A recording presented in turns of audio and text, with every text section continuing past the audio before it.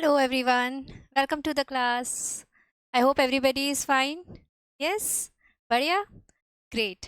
तो आज हम अपनी क्लास शुरू करते हैं। ठीक है, आज हम पढ़ने वाले हैं वही बायोलॉजिकल क्लासिफिकेशन जिसका ये लेक्चर 7 है। इसमें अपन फंजाई के बारे में और पढ़ने वाले हैं। ठीक है, पर उससे पहले अगेन जैसे हमेशा हम करते हैं रिवाइज करेंगे जो हमने लास्ट क्लास में पढ़ा था। तो हमने लास्ट क्लास में क्या पढ़ा था? हमने पढ़ा था प्रोटोजोआ के बारे में, है ना? तो प्रोटोजोआ के बारे में हमने क्या पढ़ा था? सेकेंड, प्रोटोजोआ के बारे में हमने पढ़ा था कि ये जो है प्राणियों के पुरातन संबंधी है ना, बहुत पुराने संबंधी है एनिमल्स के, बिकॉज ये जनरली क्या है, ये परपोषी है, विषमपोषी हैं। ठीक है, परजीवी हो सकते हैं या परभक्षी हो सकते हैं। ये सब अपन ने देखा था। उसके बाद अपन ने देखा कि इनका जो बॉडी ऑर्गेनाइजेशन है ना, जो इनका शारीरिक संगठन है वो कैसा है, बॉडी ऑर्गेनाइजेशन इनका कौन बताएगा मुझे, किस लेवल का है? वेरी गुड, जीव द्रव्य स्तर है ना, प्रोटोप्लाज्मिक लेवल ऑफ ऑर्गेनाइजेशन इनमें देखने को मिलती है, क्योंकि ये एक यूनिसेल्युलर ऑर्गेनिजम्स हैं, एक कोशिकीय हैं, है ना। तो जीव द्रव्य स्तर इनका रहता है। उसके बाद अपन ने देखा कि किसी किसी प्रोटोजोआ में दो न्यूक्लियस, एक से ज़्यादा न्यूक्लियस भी आपको मिल सकते हैं, जनरली वो सीलिएट्स ग्रुप के होते हैं। ठीक है, जैसे कि पैरामीशियम। और जो न्यूक्लियस है वो क्या दिखाता है, इसमें केंद्रकीय द्विरूपता देखने को मिलती है, दैट इज न्यूक्लियर डायमॉर्फिज्म। ठीक है, तो आपको एक बड़ा न्यूक्लियस मिलेगा, एक छोटा, मैक्रो और माइक्रो। मैक्रो न्यूक्लियस का काम है मेटाबॉलिक एक्टिविटीज, उपापचयी क्रियाओं को कंट्रोल करना, और माइक्रो न्यूक्लियस जो छोटा न्यूक्लियस है उसका काम है जनन में मदद करना। ठीक है, रिप्रोडक्शन से रिलेटेड। समझ में आया आपको? तो ये अपन ने देखा था। उसके बाद हमने क्या देखा कि इनमें पोषण कैसा होता है। तो पोषण हमने देखा कि या तो ये हो सकते हैं प्राणी सम होलोजोइक हो सकते हैं, या फिर ये परजीवी हो सकते हैं, पैरासिटिक, जैसे कि प्लाज्मोडियम। ठीक है, उसके बाद अपन ने देखा रेस्पिरेशन और एक्सक्रीशन, दैट इज श्वसन और उत्सर्जन सेल सरफेस के थ्रू ही हो जाता है। ठीक है, क्योंकि एक सिंगल सेल ही तो है ना। और इसमें मेन नाइट्रोजन अपशिष्ट पदार्थ क्या होता है, जल्दी बताइए।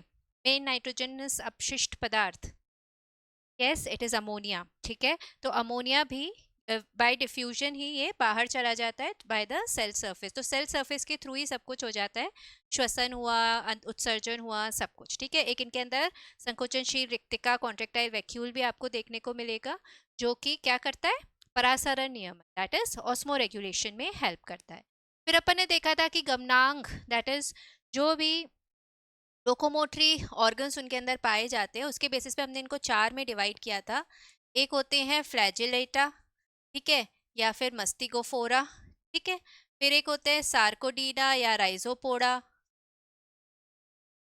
ठीक है, फिर अपन ने किया था सीलिएटा, जिनमें सीलिया होगा, और एक होगा स्पोरोजोआ, जिनमें कोई गमनांग नहीं है।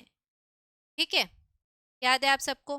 फिर फ्लैजिलेटा के हमने कुछ एग्जाम्पल्स देखे थे, जैसे कि लीशमानिया डिनोवानी था। क्या करता है लीशमानिया, कौन सी डिजीज करता है, जल्दी बताइए। लीशमानिया क्या कॉज करता है? काला आजार, ब्लैक फीवर। ठीक है, ये लीशमानिया था। फिर ट्रिपैनोजोमा था। ट्रिपैनोजोमा क्या कॉज करता है?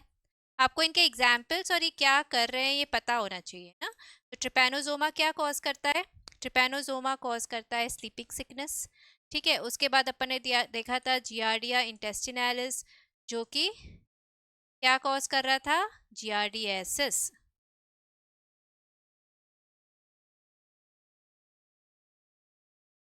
ठीक है, और एक और इसका एग्जाम्पल था प्रोटेरोस्पोंजिया, जो कि किसमें कनेक्टिंग लिंक है बेटा? ये कनेक्टिंग लिंक है प्रोटोजोआ और पॉरीफेरा में।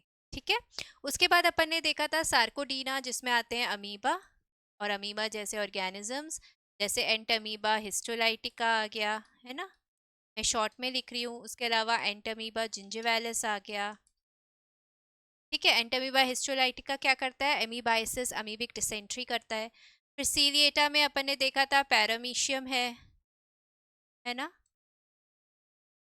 जिसमें न्यूक्लियर डायमॉर्फिज्म होती है पैरामीशियम में, याद रखिएगा। और स्पोरोजोआ में हमारा आ जाता है प्लाज्मोडियम, कि मलेरिया कॉज करता है। इसका क्या वेक्टर होता है? Female anopheles mosquito. लीशमानिया का क्या वेक्टर था, याद है आपको? कौन फैलाता है? Yes it is sand fly. और ट्रिपैनोसोमा का यस सेट्सी फ्लाई। ठीक है, तो ये चीजें आपको इसमें याद रखनी है। उसके बाद अपन किंगडम फंजाई पे आए थे। किंगडम फंजाई में हमने सिर्फ मेन मेन चीजें करी थी। एक जनरल कैरेक्टरिस्टिक अपन जो बोल सकते हैं, तो क्या जनरल कैरेक्टरिस्टिक्स अपन ने देखा था कि ये कहाँ देखने को मिलते हैं। तो ये बेसिकली आपको गर्म और आर्द्रता वाली, जहाँ पे थोड़ी गर्मी, थोड़ा ह्यूमिडिटी हो, मॉइस्चर हो, ऐसी जगहों पे ये अच्छे उगते हैं। ठीक है, तो मृत कार्बनिक पदार्थों पे उग जाते हैं, डेड ऑर्गेनिक मैटर पे। ठीक है, उसके अलावा सड़ी गली चीज़ों पे, हमारे खाने की चीज़ों पे, लेदर पे, कहीं पे भी आपको ये उगते हुए मिल जाते हैं और चीज़ों को ख़राब करते हैं, है ना, फंगस। उसके बाद अपन ने देखा कि जो फंगस है उसके अंदर बेसिकली अपन ने देखा कि जो सेल वॉल होती है वैसे तो काइटिन की होती है, पर मैंने आपको एक ग्रुप बताया था जिसके अंदर काइटिन की नहीं, सेलुलोज की होती है और वो होती सेलुलोज की होती है कोशिका भित्ति, और वो होती है ऊमाइसिटीज के अंदर। ठीक है, तो ऊमाइसिटीज ऐसा ग्रुप है इनका जिसके अंदर जो आपको कोशिका भित्ति मिलेगी वो सेलुलोज की बनी हुई मिलेगी, काइटिन की नहीं मिलेगी। तो एक्सेप्शन आपको याद रखना है। ठीक है, उसके बाद अपन ने फंजाई में पढ़ा कि इनमें पोषण कैसा कैसा हो सकता है। तो अपन ने देखा ये परजीवी भी हो सकते हैं, ये मृतोपजीवी भी हो सकते हैं, और ये सहजीवी भी हो सकते हैं। परजीवी अगर है तो इनमें क्या पाया जाता है, जल्दी बताइए। एक संरचना होती है इनके अंदर, उंगली नुमा संरचना। Very good, haustoria. ठीक है, चूषकांग होते हैं जो इनको न्यूट्रिशन को एब्जॉर्ब करने में हेल्प करते हैं। ठीक है, उसके अलावा अगर ये सहजीवी है, ठीक है, तो सहजीवी का एग्जाम्पल लाइकेंस, लाइकेंस एल्गी और फंजाई, शैवाल और फंगस के बीच में। और एक होते हैं माइकोरिजा, दैट इज उच्च पादप और फंगस के बीच में सहजीविता होती है। ठीक है, समझ में आया आपको। सो ये चीजें अपन ने देखी थी। उसके बाद अपन ने इनका स्ट्रक्चर देखा, तो अपन ने देखा जो फंगस होती है जनरली उनके ये थ्रेड लाइक स्ट्रक्चर, धागे नुमा धागे जैसे होते हैं। ठीक है, पतले धागे जैसे इनकी संरचना होती है। और इनको अपन बोलते हैं, अगर सिंगल है तो इसको अपन बोलते हैं हाइफा, दैट इज कवक तंतु। ठीक है, और अगर ये एक जाल बना लेते हैं, कवक जाल, इसको अपन बोलते हैं माइसीलियम। अब ये जो हाइफी है ये भी अलग अलग तरीके का हो सकता है। कैसे अलग अलग तरीके का हो सकता है, या तो क्या हो सकता है, ये पठहीन हो सकता है और बहुकेंद्रकीय हो सकता है। बहुकेंद्रकीय, पठहीन। ठीक है, तो इसको अपन बोलते हैं संकोशिकी कवक तंतु, इंग्लिश में हम बोलेंगे सीनोसिटिक। और क्योंकि पठहीन है, अपटीय है, तो एसेप्टेट। ठीक है, वेर एज ऐसे भी हो सकता है हाइफा। ठीक है, ब्रांच्ड होगा और इसमें आपको ऐसे पट मिलेंगे। ठीक है, तो ये बहुकेंद्रकीय नहीं है और इसमें पट प्रेजेंट है, तो इसको अपन बोलते हैं सेप्टेट एंड ब्रांच्ड। तो दो तरीके के हाइफे आपको देखने को इसमें मिल सकते हैं।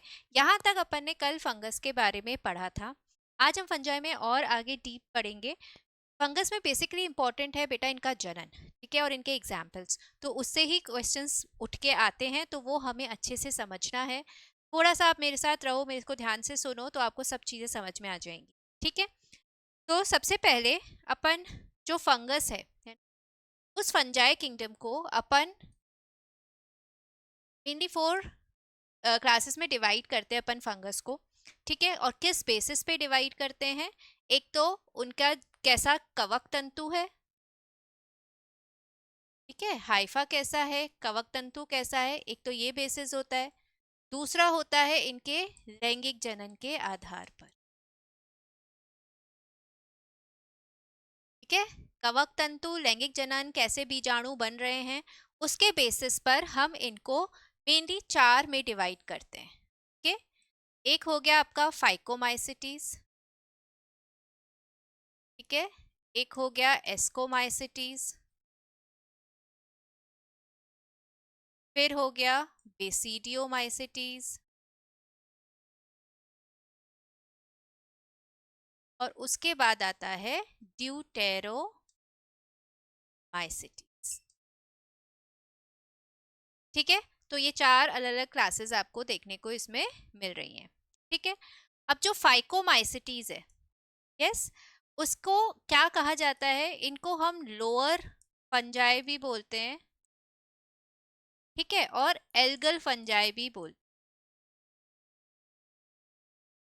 एल्गल फंजाई क्यों बोलते हैं इनको? क्योंकि यही है जो जनरली सहजीविता में आपको मिलती हैं शैवाल के साथ, ठीक है। तो फाइकोमाइसिटीज जनरली आपको लाइकेंस के फॉर्म में मिल जाएंगी शैवाल के साथ, इसको एल्गल फंजाई भी बोलते हैं। एस्कोमाइसिटीज जो है उसको अपन बोलते हैं सैक फंजाई, ठीक है, थैली कवक। सैक फंजाई क्यों बोलते हैं? क्योंकि जो इनके स्पोर्स हैं वो एक थैलेनुमा स्ट्रक्चर में बनते हैं, थैलेनुमा संरचना में बनते हैं, जिसको एस्कस बोलते हैं। इसलिए इनका नाम भी एस्कोमाइसिटीज वहीं से ही आया है, इसलिए इनको अपन सैक फंजाई बोलते हैं या थैली कवक बोलते हैं। फिर बेसिडियोमाइसिटीज को हम क्लब फंजाई भी बोलते हैं, ठीक है। और ड्यूटेरोमाइसिटीज को हम बोलते हैं डस्टबिन ऑफ किंगडम फंजाई। अब डस्टबिन क्यों है ये डस्टबिन क्यों है ड्यूटेरोमाइसिटीज? ये डस्टबिन इसलिए क्योंकि एक्चुअली अभी तक इनमें लैंगिक जनन अभी देखने को नहीं मिला है। ड्यूटेरोमाइसिटीज के मेंबर्स में लैंगिक जनन नहीं मिला। अगर लैंगिक जनन खोजा गया इनके अंदर तो उस बेसिस पर इनको इन तीनों में से किसी में रख दिया जाएगा, ठीक है। तो बेसिकली जो भी बच जाते हैं ना, जो भी बच जाते हैं जिनमें लैंगिक जनन अभी तक नहीं मिला है, उनको ड्यूटेरोमाइसिटीज में डाल दिया जाता है। तो एक डस्टबिन की तरह जो जो बच रहा है उसको इस कूड़ेदान में ये डालते जा रहे हैं, तो इसलिए इसको डस्टबिन ऑफ किंगडम फंजाई बोलते हैं। अब अगर अपन कवक तंतु देखें तो फाइकोमाइसिटीज का जो कवक तंतु है, हाइफी कैसा होता है इनका? फाइकोमाइसिटीज का कवक तंतु होता है, किसी को आइडिया? इनका होता है सीनोसिटिक एसेप्टेट। क्या बताया था मैंने आपको? कैसा होता है सीनोसिटिक एसेप्टेट? मतलब संकोशिकी, मतलब पट नहीं है, बहुकेंद्रकीय कोशिका द्रव्य है, संकोशिकी और पटहीन, ठीक है। ऐसा इनका हाइफी होता है। मैंने आपको बताया ना कवक तंतु के आधार पर। तो हाइफी इनका कैसा है? सीनोसिटिक एसेप्टेट, संकोशिकी, पटहीन। बाकी तीनों का कैसा होता है? बाकी तीनों में आपको मिलेगा सेप्टेट एंड ब्रांच्ड, मतलब पट्टीय और शाखित, ये इन तीनों में मिलेगा सेम, ठीक है। समझ में आया आपको? सेप्टेट एंड ब्रांच्ड, पट्टीय और शाखित आपको बेसिडोमाइसिटीज में भी मिलेगा, ड्यूटेरोमाइसिटीज में भी ऐसा ही मिलेगा, सेप्टेट एंड ब्रांच्ड, और इसमें भी सेप्टेट एंड ब्रांच्ड, ठीक है। बस इसी के अंदर आपको सीनोसिटिक एसेप्टेट दैट इज संकोशिकी पटहीन हाइफी मिलता है फाइकोमाइसिटीज में, ये याद रख लीजिए आप, ठीक है। समझ में आया? तो ये तो हो गया कैसे हम इनको क्लासिफाई करते हैं, ठीक है। अब हम इनके जनन के बारे में पढ़ेंगे। अब जनन या फिर रिप्रोडक्शन अगर अपन फंगस में देखें तो ये 3 तरीके से हो सकता है। कौन कौन से तरीके से हो सकता है? देखिए, एक होता है कायिक, ठीक है, एक होता है अलैंगिक, और तीसरा होता है लैंगिक, ठीक है। कायिक मतलब आपको पता ही होगा, वेजिटेटिव, ठीक है। अलैंगिक मतलब एसेक्सुअल, और लैंगिक मतलब सेक्सुअल रिप्रोडक्शन, ठीक है। अब अपन ने फंगस से पहले जो 2 किंगडम्स देखे, मोनेरा और प्रोटिस्टा, ठीक है, दोनों में आपको सिर्फ 2 टाइप्स का ही रिप्रोडक्शन देखने को मिलता था, एसेक्सुअल और सेक्सुअल, लैंगिक अलैंगिक, ठीक है। कायिक वहां पे नहीं होता था। क्यों नहीं होता था? क्योंकि वो एक कोशिकीय जीव थे। एक कोशिकीय जीवों में कायिक part, vegetative part, reproductive part that is genetic part, ये अलग अलग नहीं होते हैं, वो एक सेल ही होता है, उसमें कोई कायिक पार्ट या रिप्रोडक्टिव पार्ट नहीं होता है, ठीक है। पर अब जो हम पढ़ रहे हैं किंगडम फंजाई से, वो बहुकोशिकीय जीव हैं। बहुकोशिकीय जीवों में वेजिटेटिव पार्ट अलग हो सकता है, रिप्रोडक्टिव पार्ट अलग हो सकता है, कायिक पार्ट अलग, जेनेटिक पार्ट अलग। इसलिए इनमें एक अलग तरीके का रिप्रोडक्शन और उठ के आ गया है, वो है कायिक जनन, दैट इज वेजिटेटिव रिप्रोडक्शन। अब जो कायिक जनन होता है वो तीन तरीके से हो सकता है इनके अंदर। एक होता है द्विखंडन, दैट इज बाइनरी फिशन।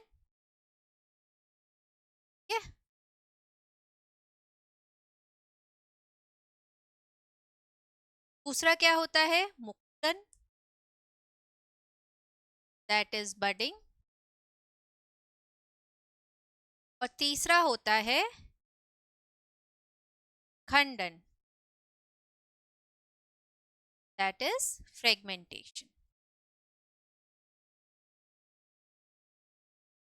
ठीक है, तो तीन तरीके से द्विविखंडन, ये द्विविखंडन होगा है ना, द्विविखंडन, मुकुलन और खंडन। द्विविखंडन बाइनरी फिशन, मुकुलन बडिंग, खंडन फ्रेगमेंटेशन। इन तरीके से इनमें कायिक रिप्रोडक्शन हो सकता है। अब आप कैसे याद करोगे, देखो बाइनरी फिशन और बडिंग है ना, द्विविखंडन और ये जो मुकुलन है वो मेनली आपको किसमें मिलता है, ईस्ट में।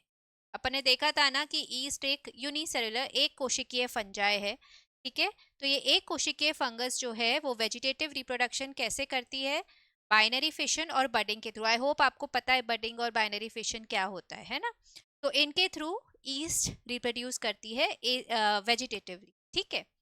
बाकी ये जो खंडन है, फ्रेगमेंटेशन है, वो किसमें मिलेगा आपको, जो तंतु में कवक होंगे, जो फिलामेंटस फंगस होंगे, उनके अंदर आपको फ्रेगमेंटेशन देखने को मिलेगा। फ्रेगमेंटेशन अपन ने देखा था ना कि एक फिलामेंट है वो पीसेस में कट जाता है, ठीक है, और फिर हर एक पीस नया ऑर्गेनिज्म बना सकता है, तो वो आपका फ्रेगमेंटेशन हो गया। ईस्ट तो एक यूनिसेलुलर एक कोशिकीय फंगस है जिसमें आपको बाइनरी फिशन और बडिंग देखने को मिलेगा। जो तंतु में कवक होंगे उनमें आपको खंडन, दैट इज फ्रेगमेंटेशन देखने को मिलेगा। ये सब वेजिटेटिव रिप्रोडक्शन के एग्जाम्पल है। अब अलैंगिक जनन किसके थ्रू होता है, अलैंगिक जनन होता है बीजाणु निर्माण से।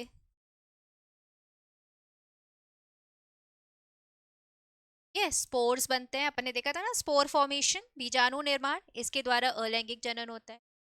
लैंगिक जनन में भी बीजाणु निर्माण होते हैं इनके अंदर, कि सारी जो कवक हैं वो कैसी होती है बेटा, अगुणित होती हैं, याद रखो हैप्लॉइड होती हैं, ठीक है। सारे कवक कैसे हैं, अगुणित होते हैं, ठीक है। इनमें भी बीजाणु निर्माण होता है। अब इनका जो लैंगिक या सेक्सुअल रिप्रोडक्शन है, ठीक है, लैंगिक जनन है, वो तीन स्टेप्स में कंप्लीट होता है, ठीक है। तीन सोपान होते हैं उसके अंदर। क्या स्टेप्स होते हैं, देखो सबसे पहले क्या होता है,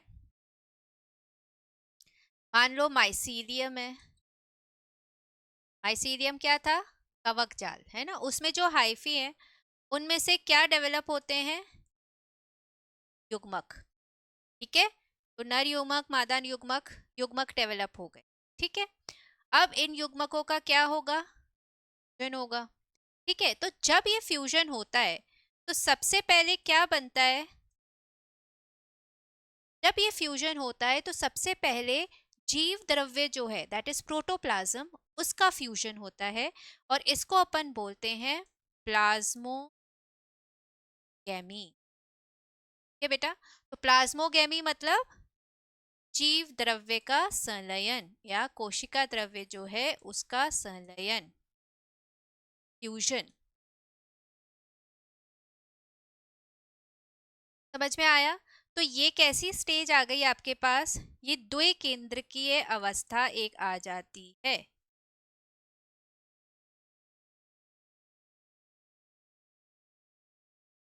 देखने को मिल रही है आपको द्विकेंद्रकीय अवस्था, ठीक है। द्विकेंद्रकीय अवस्था, इसको अपन क्या बोलते हैं, इसको अपन केंद्रक युग्मक भी बोल, ठीक है, केंद्रक युग्मक भी बोलते हैं। द्विकेंद्रकीय ये अवस्था है। अब ये जो द्विकेंद्रकीय अवस्था है ये किस में देखने को मिलती है, कौन सी क्लास में देखने को मिलती है फंगस की, ये आपको देखने को मिलेगी ए और बी, दैट इज एस्कोमाइसिटीज और बेसिडियोमाइसिटीज। इन दोनों में आपको ये द्विकेंद्र की अवस्था देखने को मिलती है। जो फाइकोमाइसिटीज है उसमें प्लाज्मोगेमी दैट इज जीव द्रव्य का संलयन और केंद्रक का संलयन एक साथ हो जाता है। प्लाज्मोगेमी कैरियोगेमी एक साथ हो जाती है। इस वजह से आपको ये द्विकेंद्र की अवस्था फाइकोमाइसिटीज में देखने को नहीं मिलेगी। ठीक है, ड्यूटेरोमाइसिटीज जो होते हैं उसमें तो लैंगिक जनन होता ही नहीं है, तो उनकी तो अपने को बात ही नहीं करनी है यहाँ पे। ठीक है, फाइकोमाइसिटीज में प्लाज्मोगेमी कैरियोगेमी एक साथ हो जाती है, तो आपको ये द्विकेंद्र की अवस्था उनमें नहीं मिलेगी। किस में मिलेगी ऐसे याद रखो, ए बी, एस्कोमाइसिटीज बेसिडियोमाइसिटीज में आपको द्विकेंद्र की अवस्था देखने को मिलती है। उसके बाद क्या होता है बेटा, अब ये जो दो केंद्रक हैं इनका फ्यूजन हो जाएगा। ठीक है, ये जो दो केंद्रक हैं उनका फ्यूजन हो गया और अब क्या बन गया, ये युग्मनज बन गया, जाइगोट बन गया, है ना, द्विगुणित हो गया ये, और ये युग्मनज या फिर जाइगोट बन गया। अब ये जो युग्मनज बना है उसके अंदर क्या होता है बेटा, उनके अंदर होता है मियोसिस, दैट इज अर्धसूत्री विभाजन। ठीक है, अर्धसूत्री विभाजन होंगे, अर्धसूत्री विभाजन होगा तो क्या बनेंगे, स्पोर्स बनेंगे, बीजाणु बनेंगे। ठीक है, तो ये बहुत सारे बीजाणु बन गए, अर्धसूत्री विभाजन हुआ तो 4 बीजाणु बन गए।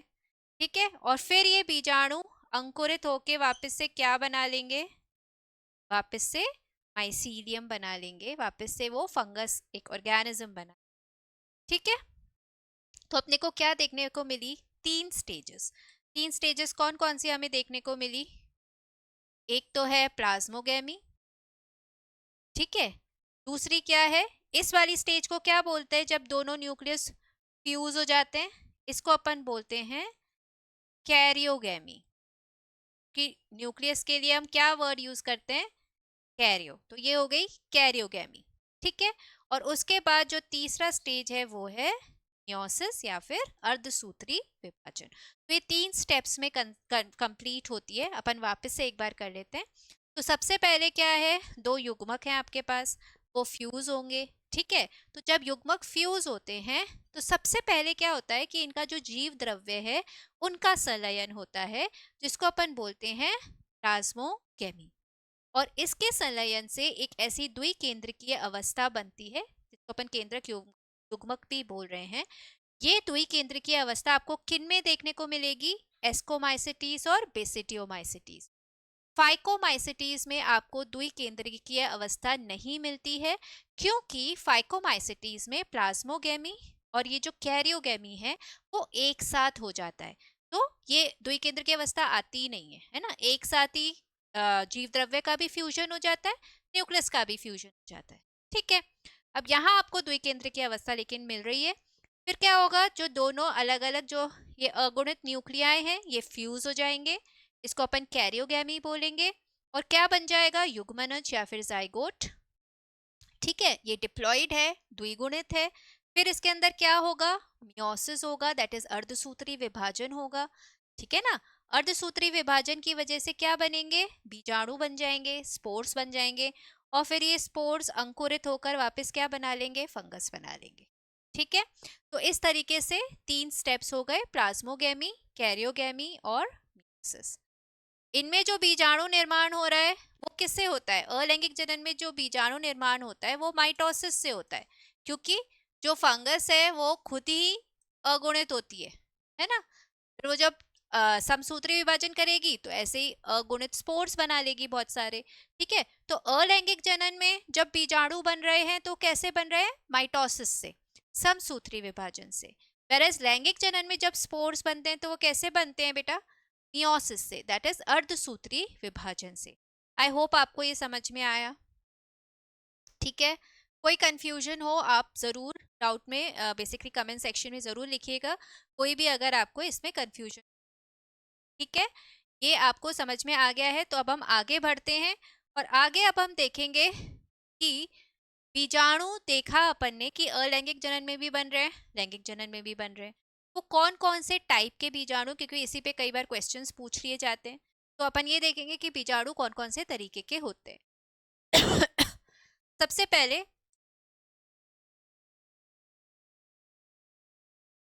ठीक है, तो बीजाणु अलैंगिक हो सकते हैं, तो अलैंगिक जनन में बन रहे हैं, और हो सकते हैं जो लैंगिक जनन में बन, ठीक है। अब जो अलैंगिक जनन में बीजाणु बन रहे हैं, है ना, वो कौन कौन से हो सकते हैं? अब ये दो तरीके के हो सकते हैं, या तो ये हो सकते हैं अंतर जातीय, दैट इज एंडोजिनस, या ये हो सकते हैं बाहिर जात, ठीक है, दैट इज एक्सोजिनस। क्या मतलब इसका? देखो, एंडोजिनस मतलब अगर ये बीजाणु किसी संरचना के अंदर बन रहे हैं, ठीक, अंतर्जात अंदर बन रहे हैं, तो वो एंडोजिनस, ठीक है। और अगर वो किसी भी संरचना के अंदर नहीं, बस हाइफी के ऊपर ही बन रहे हैं, ठीक है, यानी कवक तंतु के ऊपर बन रहे हैं, तो उसको अपन बोलते हैं एक्सोजिनस या बाहिर जात, ठीक है। जैसे एंडोजिनस का आप एग्जाम्पल क्या है? स्पोरेंजियोस्पोर्स, है ना, स्पोरेंजिया अपन ने पढ़ा था, ऐसा बैग जैसा एक स्ट्रक्चर होता है ना, ऐसा एक बैग जैसा स्ट्रक्चर होता है जिसके अंदर क्या बन जाएंगे? स्पोर्स बन जाएंगे, ठीक है। तो ये क्या हो गया? स्पोरेंजिया, ठीक है। ये क्या है इसके अंदर? स्पोरेंजियो स्पोर, ठीक है, समझ में आया। और ये जो कवक तंतु है जिसपे ये स्पोरेंजिया डेवलप होता है, उसको अपन बोलते हैं स्पोरेंजियोफोर, ठीक है, स्पोरेंजियोफोर, ठीक है, जिसके ऊपर ये स्पोरेंजिया डेवलप हुआ। तो ये एंडोजेनस कैसे है, अंतर जातीय कैसे है? क्योंकि ये इस बैग के अंदर, बैग जैसा जो संरचना है उसके अंदर ये स्पोर्स डेवलप हो रहे हैं, तो ये एंडोजेनस है। अब जो स्पोरेंजियोस्पोर्स हैं, ये खुद दो तरीके के हो सकते हैं, नेक्स्ट, ठीक है। इनमें फिर दो तरीके के हो सकते हैं ये। एक हो गए जूस्पोर्स और एक हो गए ए प्लेनोस्पोर, ठीक है। जूस्पोर्स होते हैं चल बीजाणु, मतलब ये स्पोर्स कर सकते हैं, गतिशील है। ये जो है ए प्लेनोस्पोर्स, ये है अचल बीजाणु, ये मूव नहीं करते हैं, गतिशील नहीं है, ठीक है। तो ये ऐसे याद कर सकते हो, जू मतलब एनिमल से रिलेटेड, तो एनिमल्स मूव कर सकते हैं, तो जू स्पोज हो गए चल बीजाणु, ए प्लानोस्पोज हो गए अचल बीजाणु। समझ में आया आपको? तो सबसे पहले अपने देखा अलैंगिक जनन में एंडोजेनस स्पोर्स का एग्जाम्पल आपका स्पोरेंजियोस्पोर। स्पोरेंजियोस्पोर दो तरीके के, जूस्पोर्स और ए प्लानोस्पोर्स। अभी किसमें पाए जाते हैं ये, कौन सी क्लास में? ये आपको मिलेंगे फाइकोमाइसिटीज में। फाइकोमाइसिटीज ग्रुप ऑफ फंजाई में आपको स्पोरेंजियोस्पोर्स देखने को मिलते हैं। समझ में आया? यस। नेक्स्ट अपन आते हैं एक्सोजेनस पे, ठीक है। तो एक्सोजेनस मतलब मैंने आपको क्या बोला था, मान लीजिए ये हाइफा है, तो वो ऐसे एक स्ट्रेट हाइफा सीधा आपको मिलेगा, ठीक है। इसको अपन क्या बोलेंगे? कोनिडियोफोर, ठीक है। और इसके ऊपर जो स्पोर्स हैं वो इस तरीके से अरेंज रहे, ठीक है। तो इसके ऊपर ये किसी भी संरचना के अंदर नहीं बन रहे हैं, ये बाहर ही चेन के फॉर्म में, श्रृंखला के फॉर्म में ऐसे बनते जा रहे हैं, इसको अपन बोलते हैं कोनिडिया, ठीक है। तो एक्सोजेनस का एग्जाम्पल क्या हो गया? कोनिडिया, कोनिडियोफोर्स। और ये आपको कहाँ देखने को मिलेंगे बेटा? ये आपको देखने को मिलेंगे एस्कोमाइसिटीज और ड्यूटेरोमाइसिस में, ठीक है। एस्कोमाइसिटीज और ड्यूटेरोमाइसिटीज में आपको कोनिडिया देखने को मिलेंगे। अब बेसिडियोमाइसिटीज कहाँ गया, अपन ने 3 की बात तो कर ली, फाइको की, एस्को की, ड्यूटेरो की। बेसिडियोमाइसिटीज में अलैंगिक जनन में ये बीजाणु निर्माण होता ही नहीं है। बेसिकली अलैंगिक जनन बेसिडियोमाइसिटीज में आपको देखने को नहीं मिलेगा। ठीक है, ये याद रखो। तो बेसिडियोमाइसिटीज में ये अपन स्टार मार्क लगा के यहाँ लिख लेते हैं। बेसिडियोमाइसिटीज में, ठीक है, अलैंगिक जनन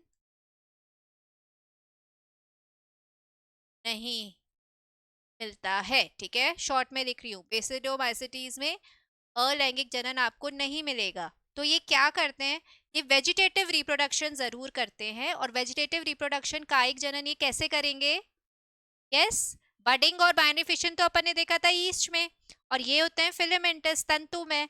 तो ये कैसे करेंगे, वेरी गुड, फ्रेगमेंटेशन, है ना। तो इनमें पाया जाएगा खंडन, दैट इज फ्रेगमेंटेशन। ठीक है बेटा, तो बेसिडियोमाइसिटीज में आपको अलैंगिक जनन नहीं मिलेगा, इनमें आपको मिलेगा वेजिटेटिव रिप्रोडक्शन फ्रेगमेंटेशन के थ्रू। बाकी मैंने 3 की बात आपको यहाँ बता दी। ठीक है, अब अपन आते हैं लैंगिक जनन। लैंगिक जनन जो है, इसमें भी अलग अलग तरीके के स्पोर्स आपको देखने को मिलेंगे। फर्स्ट अपन बात करेंगे फाइकोमाइसिटीज की। फाइकोमाइसिटीज को हम 2 अलग अलग ग्रुप्स में डिवाइड करते हैं, और ये डिवाइड करते हैं अपन ऑन द बेसिस ऑफ जो इनका युग्मनज बनता है उसके नाम के बेसिस पे ये डिवाइडेड है, स्पोर्स के नाम पे नहीं, युग्मनज के नाम पे। तो एक होता है युग्मनज, जो है उसका नाम होता है ऊस्पोर, ठीक है, और ये वाली जो क्लास हो गई वो हो गई ऊमाइसिटीज। ठीक है, और दूसरे में युग्मनज होता है जाइगोस्पोर, युग्मनज का नाम हम देते हैं जाइगोस्पोर, और ये वाली क्लास हो गई आपकी जाइगोमाइसिटीज। ठीक है, तो फाइकोमाइसिटीज में 2 सब क्लासेस आपको मिल रही हैं। ऊमाइसिस 2 तरीके की है ये, ऊमाइसिटीज और जाइगोमाइसिटीज। ऊमाइसिटीज में जो युग्मनज बनता है उसको अपन बोलते हैं ऊस्पोर। जाइगोमाइसिटीज में जो युग्मनज बनता है उसको अपन बोलते हैं जाइगोस्पोर। समझ में आया आपको? ठीक है, उसके बाद अपने पास है एस्कोमाइसिटीज, एक हो गया ये। अब दूसरा अपन किसकी बात कर रहे हैं, एस्कोमाइसिटीज की। एस्कोमाइसिटीज में लैंगिक जनन के दौरान, ठीक है, जो बीजाणु बनते हैं उनको हम बोलते हैं एस्कोस्पोर्स। ठीक है, एस्कोस्पोर्स बोलते हैं। एस्कोस्पोर्स एंडोजिनस होते हैं। एंडोजिनस मतलब ये एक थैलेनुमा संरचना में बनते हैं, जिसको अपन एस्कस बोलते हैं, इसलिए ये कैसे हैं, एंडोजिनस है। समझ में आया आपको, एस्कोस्पोर्स। और तीसरा हमने देखा, तीसरा ग्रुप कौन सा है बेटा, यहाँ पे तीसरे ग्रुप की बात करेंगे हम, बेसिडियोमाइसिटीज। इनमें जो स्पोर्स मिलेंगे उनको हम बोलते हैं बेसिडियोस्पोर्स। ठीक है, और ये कैसे होते हैं, ये कैसे होते हैं बेटा,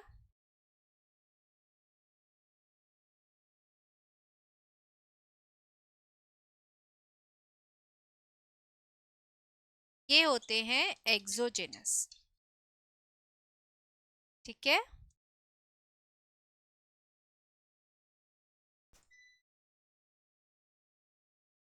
ठीक है, तो ये हो गया एंडोजेनस और ये होते हैं एक्सोजेनस। समझ में आया आपको बेटा? So that is what is there. तो आज अपने को क्या क्या अपन ने देखा इसके अंदर, बेसिकली अपन ने देखा कि अलैंगिक जनन में अलग स्पोर्स बन रहे हैं, लैंगिक जनन में अलग स्पोर्स बन रहे हैं। आपको नाम याद होना चाहिए, आपको ये पता होना चाहिए कौन सी क्लास में कौन से वाले स्पोर्स मिल रहे हैं, क्योंकि क्वेश्चन इससे रिलेटेड पूछा जा सकता है। ठीक है, तो सबसे पहले अपन ने क्या देखा था, अपन वापस से रिवाइज कर लेते हैं। अब अच्छा, इसमें आपने देखने को मिला फाइकोमाइसिटीज है, एस्कोमाइसिटीज है, बेसिडियोमाइसिटीज है, पर ड्यूटेरोमाइसिटीज इसमें नहीं है। क्यों नहीं है ड्यूटेरोमाइसिटीज इसके अंदर बेटा? ड्यूटेरोमाइसिटीज इसके अंदर इसलिए नहीं है क्योंकि ड्यूटेरोमाइसिटीज में लैंगिक जनन होता ही नहीं है। मैंने आपको बोला था ना, अभी तक नहीं खोजा गया है। उन फंगस को अपन ने ड्यूटेरोमाइसिटीज में रख दिया है जिनमें अभी तक लैंगिक जनन देखने को नहीं मिला है। अगर बाद में मिल जाता है तो हम इन तीनों में ही कहीं पे डिवाइड कर देंगे। समझ में आया? तो ड्यूटेरोमाइसिटीज में लैंगिक जनन नहीं है। और अपन ने क्या देखा था, कौन से वाला था, बेसिडियोमाइसिटीज, जिसके अंदर अलैंगिक जनन नहीं था। ठीक है, अपन वापस इसको एक बार देख लेते हैं। तो अपन ने अलैंगिक जनन में देखा था दो तरीके के स्पोर्स हो सकते हैं, एंडोजेनस या एक्सोजेनस। एंडोजेनस का एग्जाम्पल है स्पोरेंजियोस्पोर्स, ठीक है, जो दो तरीके के हो सकते हैं, या वो हो सकता है जूस्पोर्स या वो हो सकता है एप्लानोस्पोर्स। ये सब आपको देखने को मिलेगा फाइकोमाइसिटी। ठीक है, फिर हमने देखा एक्सोजेनस स्पोर्स हो सकते हैं जो हमें देखने को मिलते हैं एस्कोमाइसिटीज और ड्यूटेरोमाइसिटीज में, और इनको हम बोलते हैं कोनिडिया। ठीक है, देन हम आते हैं लैंगिक जनन पे। इनमें फाइकोमाइसिटीज में युग्मनज का नाम पे हमने दो क्लासेस है, ooमाइसिटीज और जाइगोमाइसिटीज। स्पोर जाइगोस्पोर आपको देखने को मिलेगा। एस्कोमाइसिटीज में नाम से एस्कोस्पोर्स, ये एंडोजिनस है। बेसिडियोमाइसिटीज में भी नाम से बेसिडियोस्पोर्स जो कि एक्सोजिनस है। इतना आपको याद रखना है। अब मान लीजिए आपके पास क्वेश्चन आता है, जैसे मैं आपसे पूछती हूँ, मान लीजिए कि फाइकोमाइसिटीज में एसेक्सुअल रिप्रोडक्शन दैट इज अलैंगिक जनन के दौरान कौन से स्पोर्स बनते हैं फाइकोमाइसिटीज में, जल्दी बताइए। क्या सब दिख रहा है आपको? फाइकोमाइसिटीज में अलैंगिक जनन के दौरान कौन से स्पोर्स बनेंगे? स्पोरेंजियोस्पोर्स बनेंगे। ठीक है, जो कि दो तरीके के हो सकते हैं, जूस्पोर्स, एप्लानोस्पोर्स। और अगर मैं पूछूं लैंगिक जनन के टाइम उनमें क्या बनता है, में बनता है ऊस्पोर्स या जाइगोस्पोर्स। समझ में आया आपको? अब अपन एस्कोमाइसिटीज की बात करते हैं। एस्कोमाइसिटीज में अलैंगिक जनन में कौन से स्पोर्स मिलेंगे आपको? कोनिडिया। ठीक है, वेर एज अगर हम लैंगिक जनन की बात करें तो हमें मिलेंगे एस्कोस्पोर्स। ठीक है, फिर हम बेसिडियोमाइसिटीज की बात करते हैं। बेसिडियोमाइसिटीज में अलैंगिक जनन होगा ही नहीं। ठीक है, लैंगिक जनन के टाइम इनमें बेसिडियोस्पोर्स। फिर हम ड्यूटेरोमाइसिटीज की बात करते हैं। ड्यूटेरोमाइसिटीज में आपको मिलेंगे अलैंगिक जनन के दौरान जो स्पोर्स बनेंगे वो होंगे कोनिडिया। लैंगिक जनन इनमें होता ही नहीं है ड्यूटेरोमाइसिटीज। ठीक है बेटा, तो बस इतनी सी चीज़ है, आपको ये फ्लो चार्ट से बहुत अच्छे से इसको याद हो जानी चाहिए। ठीक है, आप इसको नोट डाउन कर लीजिए। ठीक है, बाद में पीडीएफ मिलेगी, उससे कर लीजिएगा। Got it everyone? यस, चलिए अब हम आगे बढ़ते हैं। तो सबसे पहले अपन ने क्या देखा था कि फंजाई को कवक जाल की आकार की बीजाणु निर्माण, कवक जाल की आकार की मतलब कि बेसिकली माइसीलियम कैसा है या फिर हाइफी जो है उसकी आकार की या मॉर्फोलॉजी कैसी है। ठीक है, वो सिनोसिटिक है या फिर वो सेप्टेट है, पटिए है। ठीक है, उस बेसिस पे बीजाणु निर्माण तथा लैंगिक जनन के आधार पर हमने इनको निम्न क्लास में बांटा है, फाइकोमाइसिटीज, एस्कोमाइसिटीज, बेसिडियोमाइसिटीज और ड्यूटेरोमाइसिटीज। फिर मैंने आपको बताया जनन के बारे में, दैट इज रिप्रोडक्शन के बारे में। तो रिप्रोडक्शन तीन तरीके का हो सकता है। एक हो गया कायिक जनन, दैट इज वेजिटेटिव रिप्रोडक्शन, जिसमें आता है खंडन, मुकुलन और विखंडन। ठीक है, खंडन हो गया। फ्रेगमेंटेशन मैंने किस में बताया था, किस में मिलेगा आपको फ्रेगमेंटेशन, जल्दी बताइए। खंडन या फ्रेगमेंटेशन हमें किस में देखने को मिलेगी? यस, वेरी गुड, जो भी तंतु में फंजाए होंगे उनमें आपको देखने को ये मिले। तो अपन ने एक देखा था बेसिडियोमाइसिटीज में खंडन हो रहा था। ठीक है, बडिंग और विखंडन ये दोनों हमें ईस्ट में देखने को मिल रहा है, सैकरोमाइसिस ईस्ट। ठीक है, इसमें हमने देखने को मिलती है बडिंग और विखंडन, बाइंडिफिशन। उसके बाद आते हैं हम अलैंगिक जनन में, दैट इज एसेक्सुअल रिप्रोडक्शन पे। ठीक है, फिर मैंने उसमें बताया कि आपको ये बीजाणु निर्माण के द्वारा होगा, स्पोर फॉर्मेशन होगा। अब स्पोर्स भी अलग अलग तरीके के देखने को मिल सकते हैं हमको, जैसे कि एक हो गए स्पोरेंजियोस्पोर्स। ठीक है, किसमें बताया था मैंने स्पोरेंजियोस्पोर्स किस में होते हैं, कौन सी क्लास में, जल्दी बताओ। स्पोरेंजियोस्पोर्स आपको देखने को मिलेंगे फाइकोमाइसिटीज में। ठीक है, तो स्पोरेंजियोस्पोर फाइकोमाइसिटीज में देखने को मिलेंगे। इनका जो निर्माण है वो अंतर्जात दैट इज एंडोजेनस है, स्पोरेंजिया के अंदर होता है। ठीक है, स्पोरेंजियोस्पोर्स दो प्रकार के, जूस्पोर और एप्लानोस्पोर। जूस्पोर हो गए चल बीजाणु, है ना, और ये हो गए अचल बीजाणु। ठीक है, फिर हमने देखा था कि ये तो हो गए एंडोजिनस, एक हो सकते हैं ये एक्सोजिनस, ठीक है। कोनिडिया जो है इनका निर्माण बाहिर्जात या फिर एक्सोजिनस होता है।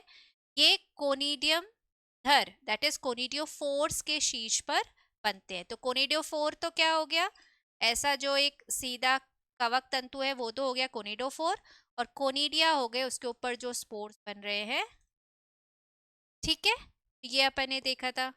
फिर अपन ने देखा सेक्सुअल रिप्रोडक्शन। तो मैंने आपको बोला था कि सेक्सुअल रिप्रोडक्शन में मेनली आपको 3 स्टेप्स देखने को मिलेंगे, है ना। 3 स्टेप्स होंगे।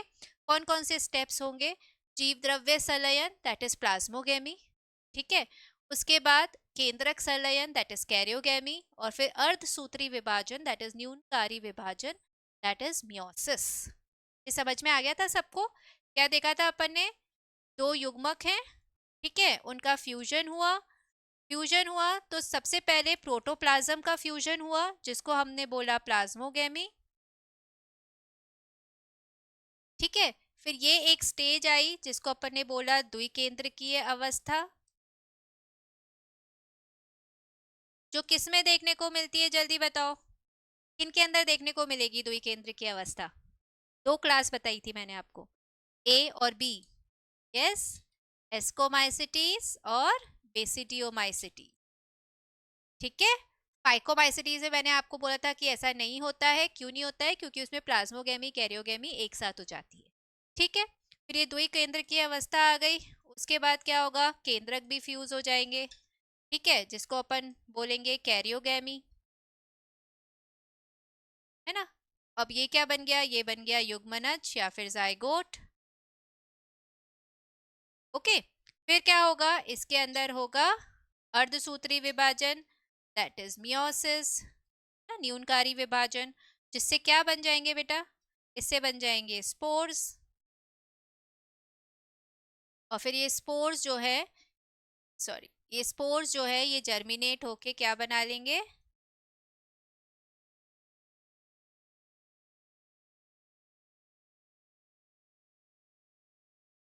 1 सेकेंड में, द्विकेंद्रक अवस्था, ठीक है।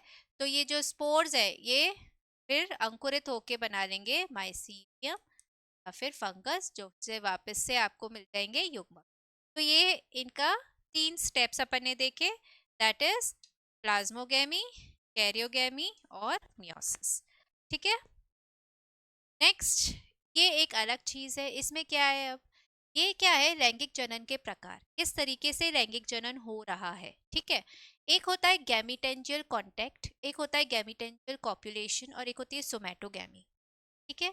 गैमीटेंजियल कांटेक्ट में क्या होता है, गैमीटेंजियल कांटेक्ट में एक ही माइसीलियम के दो कवक तंतु, दो अलग अलग कवक तंतु जो है वो नर जननांग और मादा जननांग बना, ठीक है। तो दो अलग अलग कवक तंतु जो है उनमें युग्मक धानी डेवलप होती है। युग्मक धानी क्या होता है, युग्मक धानी यानी गैमीटेंजिया, वो संरचना है जिसके अंदर युग्मक डेवलप होता है, ठीक है, उसको युग्मक धानी बोलते हैं, ठीक है। तो इनमें क्या होता है, दो अलग अलग जो हाइफी है, एक ही माइसीलियम की दो अलग अलग कवक तंतु जो है वो क्या करते हैं, उनके अंदर बेसिकली क्या डेवलप हो जाते हैं, नर जननांग और मादा जननांग। तो नर जननांग को यहाँ पे क्या बोलते हैं, पूधानी दैट इज एंथरीडिया, और जो मादा जननांग है उसको अपन बोलते हैं अंडधानी दैट इज पुगोनी, ठीक है। तो क्या हुआ, माइसीलियम है, यहाँ पे बना देती हूँ मैं, ये बना रही हूँ गैमीटेंजियल कॉन्टेक्ट, ठीक है। तो ये माइसीलियम है, इसकी दो अलग अलग हाइफा, एक हाइफा और दो हाइफा, थ्री हाइफा, सब पता है ना सबको, माइसीलियम हाइफा ये सब क्लियर होना चाहिए बेटा, तब आपको समझ में आ जाएगा, ठीक है। कवक जाल, कवक तंतु, ठीक है। तो दो अलग अलग हाइफा जो है वो डेवलप होते हैं, नर जननांग और मादा जननांग बनाते हैं, ठीक है। तो एंथीरिडिया बन गया, इसको अपन बोलेंगे पूथानी, ठीक है। और एक हो जाता है, एक बन जाता है फीमेल, ठीक है, दैट इज ऊगोनियम, ठीक है, जिसको अपन बोलेंगे, ओके। अब इनके अंदर क्या डेवलप होगा, मेल न्यूक्लियस और फीमेल न्यूक्लियस वर्क डेवलप होंगे। यस, अब क्या होगा, इनका होगा फ्यूजन। यस, अब जब इनका फ्यूजन होगा क्या बन जाएगा आपका,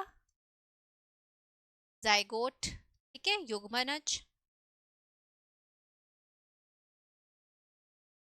ये किस में देखने को मिलता है गैमीटेंजियल कॉन्टैक्ट, ये आपको देखने को मिलता है oomaइसिटीज में, इसलिए इस युग्मनज को हम बोलेंगे oospore। समझ में आया, इसको अपन बोलते हैं oospore।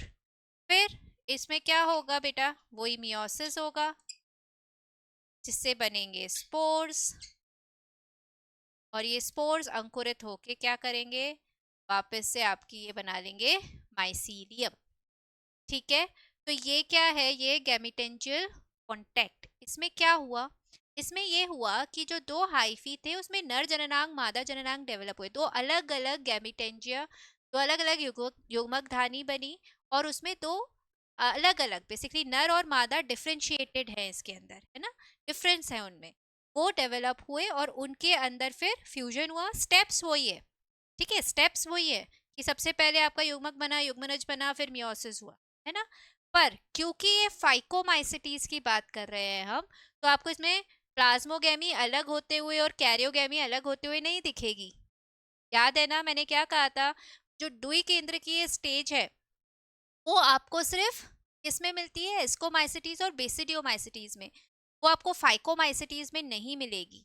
oomaइसिटीज और जाइगोमाइसिटीज एग्जाम्पल हैं फाइकोमाइसिटीज, इसीलिए इसमें डायरेक्टली जो है ये दोनों फ्यूज होते हैं, प्लाज्मोगेमी कैरियोगेमी एक साथ हो जाती है इनके अंदर,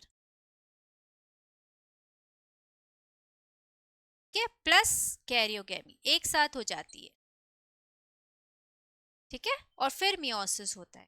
ठीक है, अपन ऐसे भी इसको समझ सकते हैं, ये मान लीजिए दो हाइफा है ना, एक पे तो हमारा गोनियम डेवलप हो गया और दूसरे पे हमारा एंथेरिडिया डेवलप हो गया। ठीक है, ये है एंथेरिडिया, ये है, ठीक है, फिर इनके अंदर न्यूक्लियस है, mail nucleus female, mail nucleus female nucleus, और इनके बीच में एक कांटेक्ट डेवलप होता है जिससे ये न्यूक्लियाई आके इससे फ्यूज हो जाता है। ठीक है, ये होता है गैमीटेंजियल कांटेक्ट। ठीक है, अब युग्मक धानीय संयुग्मन क्या है, गैमीटेंजियल कंजुगेशन क्या है, फिर सॉरी कॉप्युलेशन, गैमीटेंजियल कॉप्युलेशन किसको अपन बोलते हैं, ये आपको समझ में आ गया। ठीक है, अब अपन गैमीटेंजियल कॉप्युलेशन की बात करते हैं।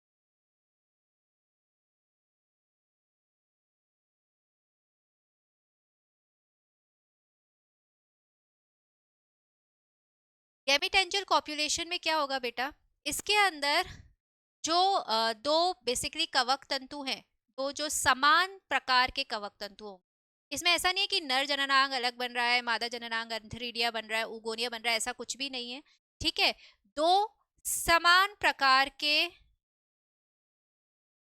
कवक तंतु आएंगे। ठीक है, कवक तंतु आसपास पास पास आएंगे, और उनका क्या होगा, उनमें वही कैरियोगेमी और प्लाज्मोगेमी होगी, और क्या बन जाएगा, जाइगोट या युग्मनज बन जाएगा, और यहाँ इसको अपन बोलते हैं जाइगोस्पोर, कि ये आपको देखने को मिलता है जाइगोमाइसिस में। समझ में आया बेटा, तो इसमें क्या हो रहा है बेसिकली, इसमें नर मादा कुछ डिफरेंस नहीं है, दो सेम टाइप के, ठीक है, दो समान प्रकार के गैमीटेंजिया दैट इज युग्मक धानी पास पास आते हैं ये। ठीक है, और इन दोनों का जो न्यूक्लियाई है वो फ्यूज हो जाता है। ठीक है, और क्या बन जाता है, जाइगोट, जिसको अपन जाइगोस्पोर बोल रहे हैं, क्योंकि ये जाइगोमाइसिटीज में देखने को मिलता है, तो ये गैमीटेंजियल कॉप्युलेशन होता है। ठीक है, फिर वही होगा, ये जाइगोस्पोर जो बनेगा उसके अंदर मियोसिस होगा। ठीक है, अर्धसूत्री विभाजन होगा जिससे बनेंगे स्पोर्स, और फिर स्पोर्स वापस से जर्मिनेट होके आपका माइसीलियम बना लेगा। फिर उनमें से दो हाइफा में इस तरीके से ये जो दो न्यूक्लियाई डेवलप होंगे, ठीक है, वो युग्मक डेवलप होंगे, उनका फ्यूजन और इस तरीके से चलेगा। तो गैमेटेंजियल कांटेक्ट और कॉपुलेशन में डिफरेंस क्या था? गैमेटेंजियल कांटेक्ट में तो क्या हो रहा है कि एंथेरिडिया उगोनियम बन रहे हैं, ठीक है, और इसमें दो जो हाइफाई वो बिल्कुल फ्यूज नहीं करते, जो एंथेरिडिया उगोनिया बने हैं उनके बीच में कांटेक्ट होता है और फिर न्यूक्लियाई वहां से ट्रांसफर होता है और फ्यूजन हो जाता है, ठीक है। यहाँ पे क्या हो रहा है, दो अलग अलग, दो समान प्रकार की हाइफी है, इसमें कुछ एंथेरिडिया उगोनिया ऐसा कुछ नहीं है, दो समान प्रकार की हाइफी है, वो आसपास आते हैं कवक तंतु और वो पूरी तरीके से फ्यूज हो जाते हैं, ठीक है, और जाइगोस्पोर बनता है, ठीक है। ये होता है आपका गैमीटेंजियल कॉप्युलेशन, ठीक है। और नेक्स्ट अपन ने देखा काय संलयन, दैट इज सोमैटोगैमी। काय संलयन या सोमैटोगैमी में क्या होता है, इसमें गैमीटेंजिया नहीं बनता, कोई योमकधानी वगैरह नहीं होता है, नर जननांग मादा जननांग ऐसा कुछ नहीं होगा। इसके अंदर क्या होगा, जो कायिक हाइफी है, तो वेजिटेटिव तंतु है, उन्हीं के ही जो दो न्यूक्लियस है ना, जो केंद्रक है उनका संलयन हो जाता है, उसको अपन सोमैटोगैमी कहते हैं। ये आप चाहे याद रखें ना रखें, इसको याद रखिए, गैमीटेंजियल कांटेक्ट और कॉपुलेशन ये किस में मिलता है? गैमीटेंजियल कांटेक्ट आपको स्पोर्स में मिलता है, गैमीटेंजियल कॉपुलेशन हमें जाइगोस्पोर्स में। आई होप सबको समझ में आया होगा।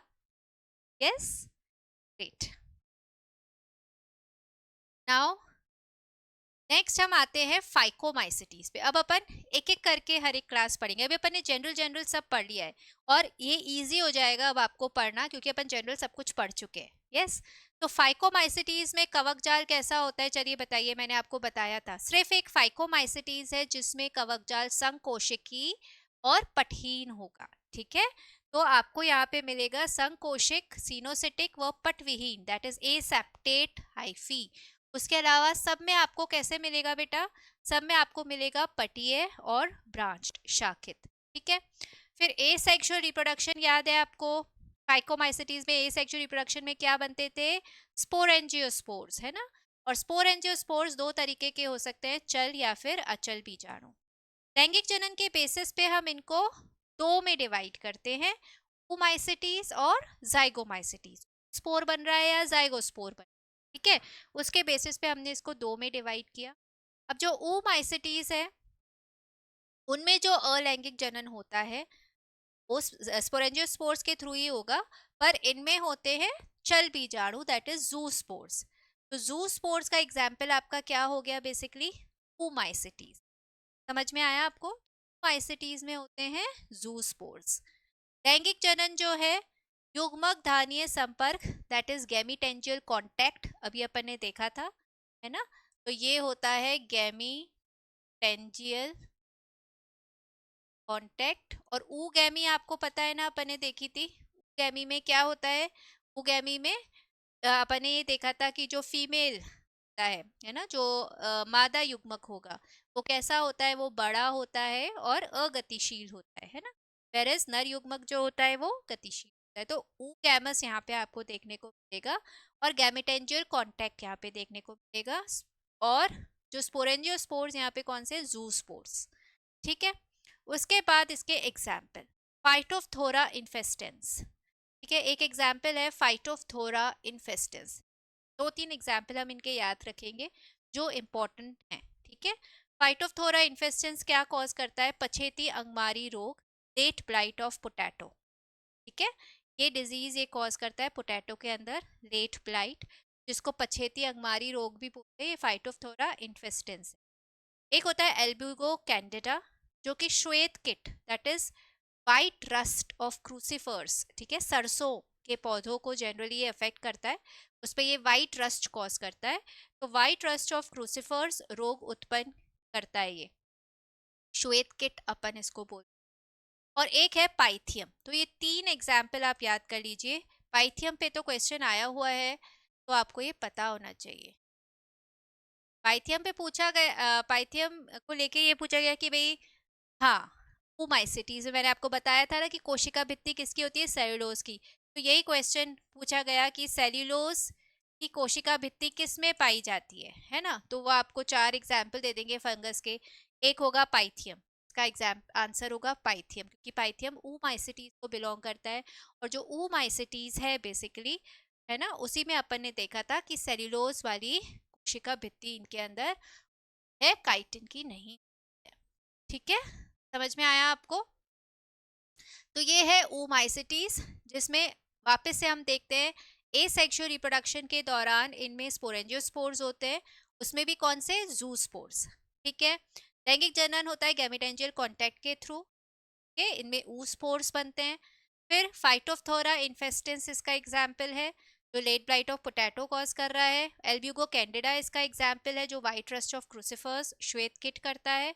और पाइथियम स्पीशीज, 3 एग्जाम्पल हमने इसके देखे। नेक्स्ट इसकी जो क्लास आती है वो है जाइगोमाइसिटीज।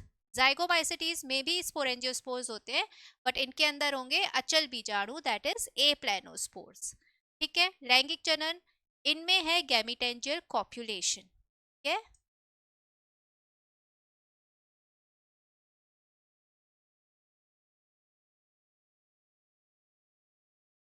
में होगा गैमीटेंजियल कॉप्युलेशन, और ये आइसोगैमस सेम तरीके के युग्मक होते हैं ना, इनके अंदर पाए जाते हैं, तो ये आइसोगैमस हो गया।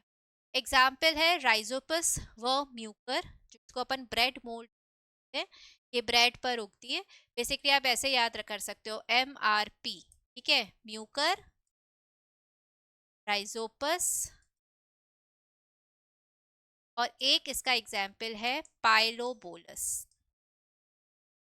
पाइलोबोलस जो होता है वो जनरली आपको गाय के गोबर पे, है ना, ऐसे हॉर्स के डंग पे, इन पे उगता हुआ दिखेगा पाइलोबोलस। ठीक है, तो म्यूकर राइजोपस, MRP होती है ना किसी की भी प्राइस, ठीक है, तो MRP म्यूकर राइजोपस पाइलोबोलस, ये एग्जाम्पल है जाइगोमाइसिटीज के।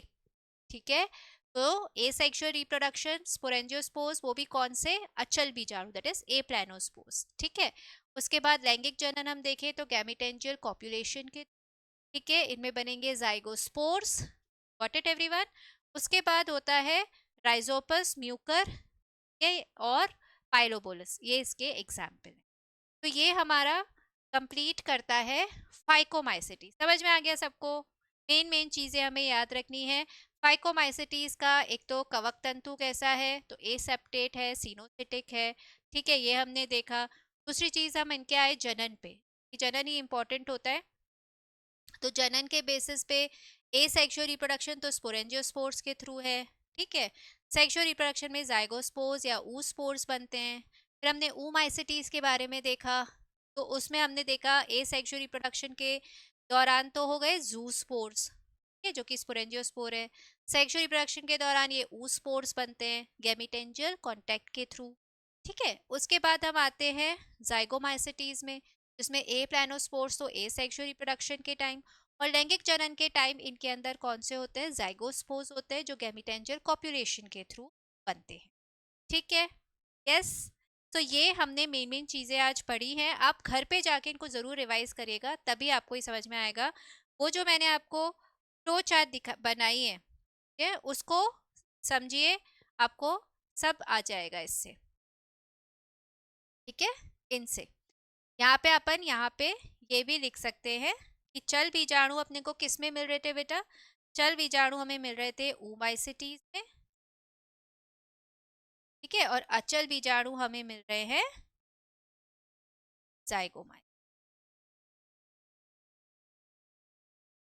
ठीक है, तो ये आप एक फ्लो चार्ट याद कर लीजिए, और एक ये वाली, है ना, तो आपको काफ़ी चीज़ें समझ में आ जाएंगी।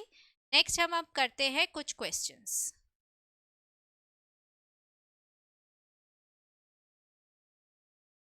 पहला क्वेश्चन है, अधिकतर कवकों में कोशिका भित्ति का एक प्रमुख अवयव कौन सा है? यस, कोशिका भित्ति का अवयव, ये तो आपको पता ही होगा, काइटिन।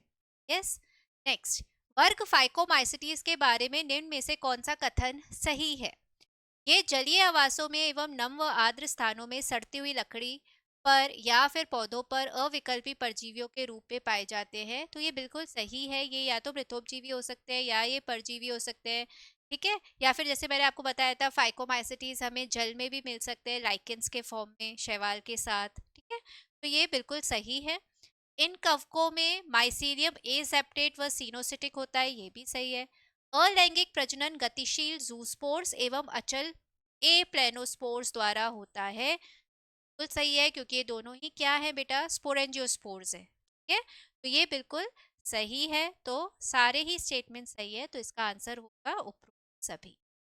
नेक्स्ट, फंजाई निम्न सभी प्रकार के स्पोर्स द्वारा अलैंगिक प्रजनन दर्शाती हैं सिवाय।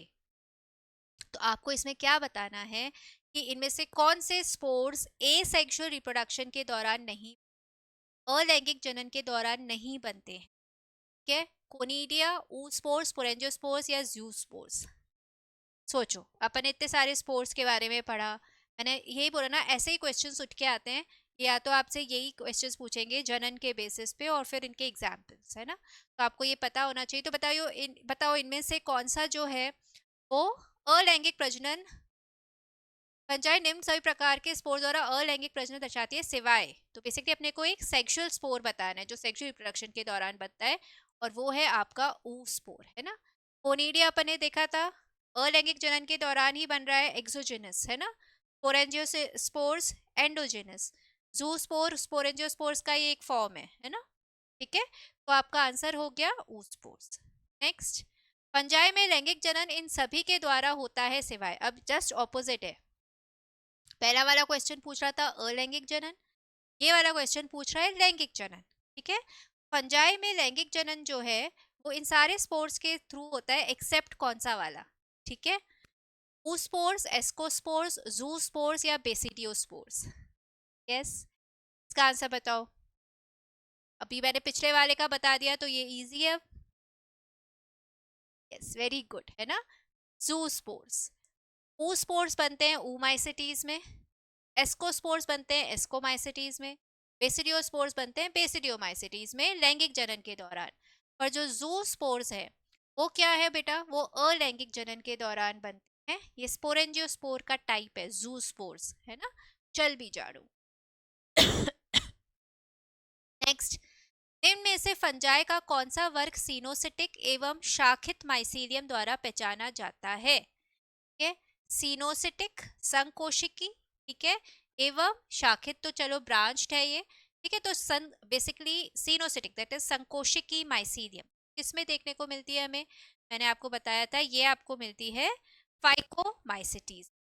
ठीक है, नेक्स्ट, सीनोसिटिक माइसीलियम होता है, सीनोसिटिक माइसीलियम का क्या मतलब, सिटिक माइसीलियम अगर मैं बोल रही हूँ तो उसका मतलब क्या है। सीनोसिटिक माइसीलियम का मतलब है बहुकेंद्रकीय एसेप्टेट, है ना। बहुकेंद्रकीय है, पटहीन है, ठीक है, उसमें पट नहीं है। निम्न में से कौन सा फंजाई सरसों के पौधे पर परजीवी है तथा क्रूसीफर्स में व्हाइट रस्ट नामक बीमारी उत्पन्न करता है।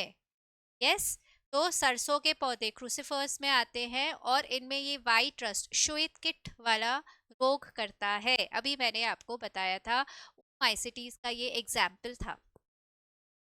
यस, सोचिए क्या नाम होता है उसका।